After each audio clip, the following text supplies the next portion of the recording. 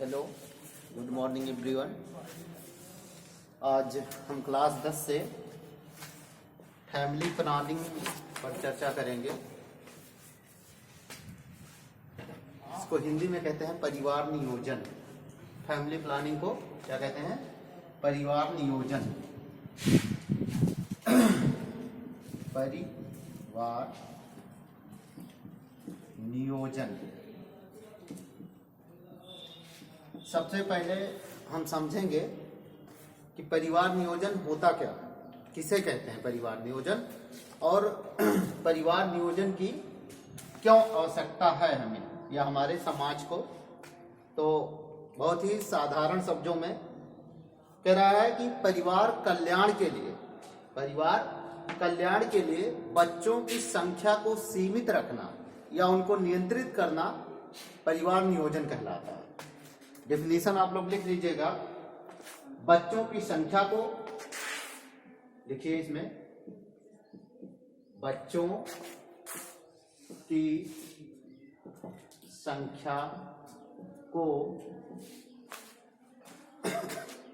की संख्या को सीमित रखना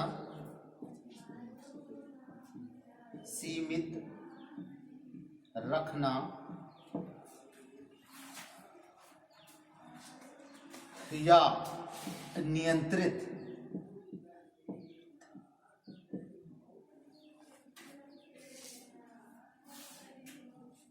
नियंत्रित रखना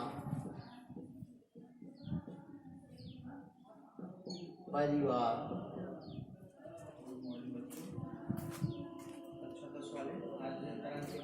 नियोजन कहलाता है।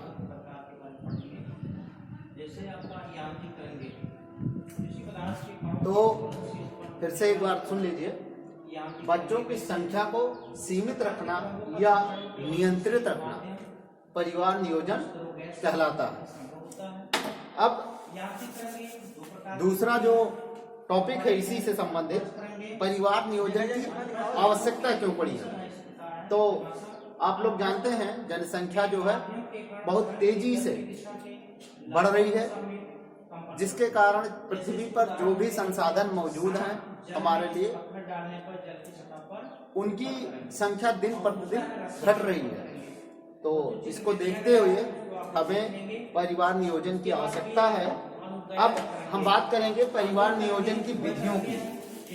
परिवार नियोजन की विधियां मेनली समांतर दिशा में ही कंपन करते हैं, जैसे लोहे के टुकड़े को ठोकने पर उसके इसी में जोड़ दीजिए परिवार नियोजन की विधियां। इस प्रकार दोनों में डेफिनेशन में अंतर यह है कि अनपरस तरंगे जो होती हैं परिवार नियोजन की विधियां और अनुदैर्घ्य तरंगे जो होती हैं वह दिशा के समांतर चलती हैं।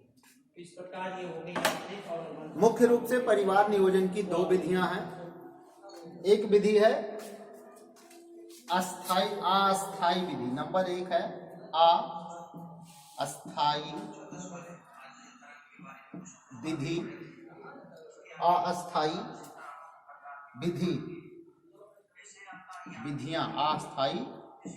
विधियां नंबर 1।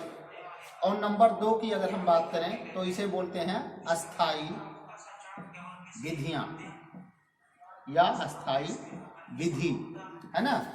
ये दो विधि हैं परिवार नियोजन की।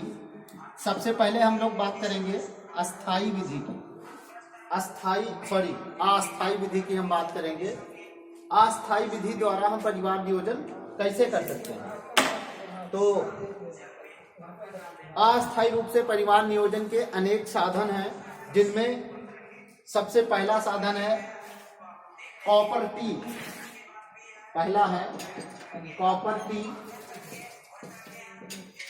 समझते हैं हम लोग कॉपर टी होता क्या है। कॉपर टी जो है एक युक्ति है, महिलाएं इसका प्रयोग करती हैं। इसमें यूट्रस में जो यूट्रस होता है फीमेल का,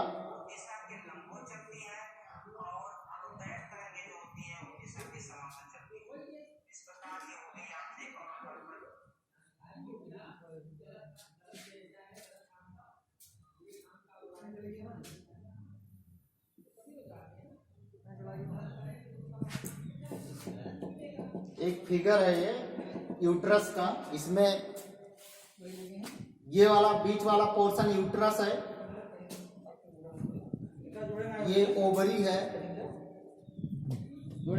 ये है फैलोपियन ट्यूब,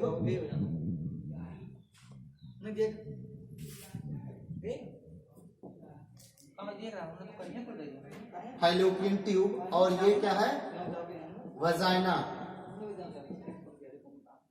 ठीक, ये कॉपर टी का प्रयोग क्या कैसे करते हैं, इसको यूट्रस के अंदर डाल दिया जाता है। ये टी के आकार की एक संरचना होती है, टी कैपिटल लेटर इंग्लिश का जो टी होता है, इसे संरचना होती है।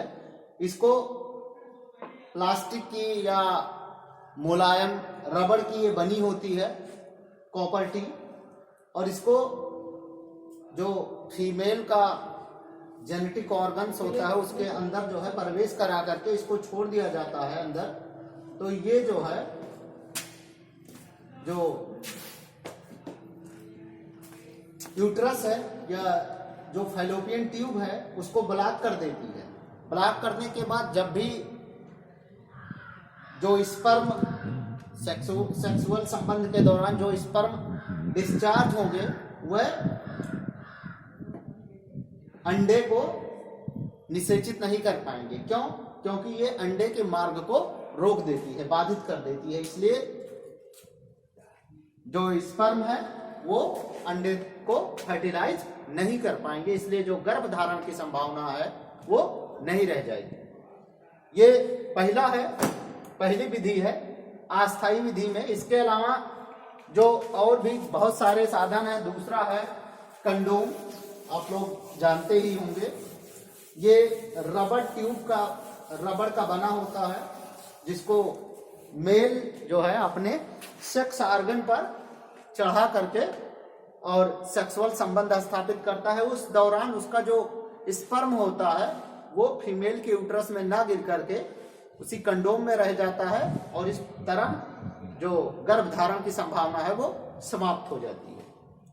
इसके अलावा अनेक प्रकार की गोलियां आती हैं जिनका प्रयोग महिलाएं करती हैं, जैसे सहेली, मालाडी, पिल्स करके बहुत सारी टैबलेटें आती हैं। उनका प्रयोग नियमित रूप से अगर फीमेल करे तो गर्भ धारण की संभावना ना के बराबर होती है। इसके अलावा कुछ जैली क्रीम भी आती हैं जिनका प्रयोग करके हम अनचाहा गर्भ को रोक सकते हैं। तो ये सब अस्थायी विधियां हैं परिवार नियोजन का, जिससे हम परिवार को अपने सीमित कर सकते हैं, नियोजित कर सकते हैं। दूसरा है अस्थायी विधियां। अस्थायी विधि मेनली इसमें ऑपरेशन होता है।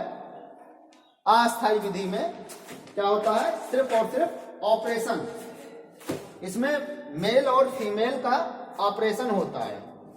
जो फीमेल होती हैं अस्थायी विधि में, फीमेल का जो यूट्रस है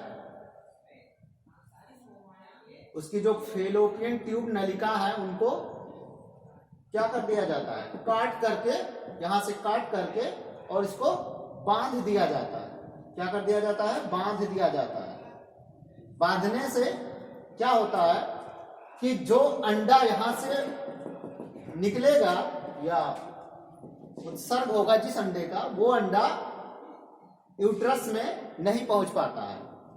यहीं पर चूंकि इसका रास्ता ब्लॉक होने के कारण, बंधा होने के कारण ये अंडा आगे नहीं जा पाता है, जिससे इसका स्पर्म से जो है संपर्क नहीं होता, और इस तरह हम जो है ये अस्थायी विधि में हम परिवार को नियोजित करने के लिए ऑपरेशन का सहारा ले सकते हैं फीमेल में।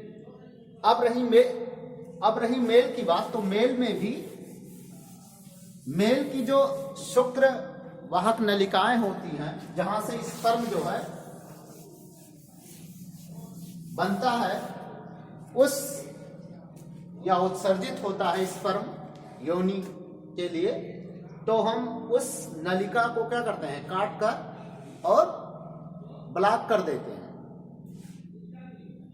एक भ्रांति फैली हुई है कि पुरुष नसबंदी जो है बहुत ही आसान है, और उसके विषय में एक भ्रांति फैली हुई है कि पुरुष नसबंदी कराने के बाद जो मेल होता है उसमें सेक्सुअल संबंध स्थापित करने की क्षमता जो है वो समाप्त हो जाती है। ये सिर्फ एक भ्रांति है, ऐसा कुछ भी नहीं है।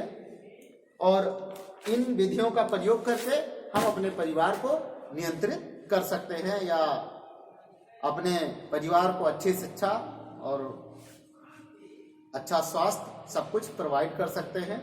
तो हम लोगों को परिवार नियोजन पर अधिक से अधिक ध्यान देना चाहिए, अपने आसपास और समाज में लोगों को बताना चाहिए, जागरूक करना चाहिए। और आज का आप लोग क्वेश्चन नोट कर लीजिए जो आपको आंसर देना है हमें। परिवार नियोजन के लाभ, पहला क्वेश्चन नोट कर लीजिए, परिवार नियोजन से क्या लाभ है, ये पहला क्वेश्चन है आपका। और दूसरा क्वेश्चन है परिवार नियोजन को नियंत्रित करने के लिए हम किन किन विधियों का प्रयोग करते हैं। धन्यवाद।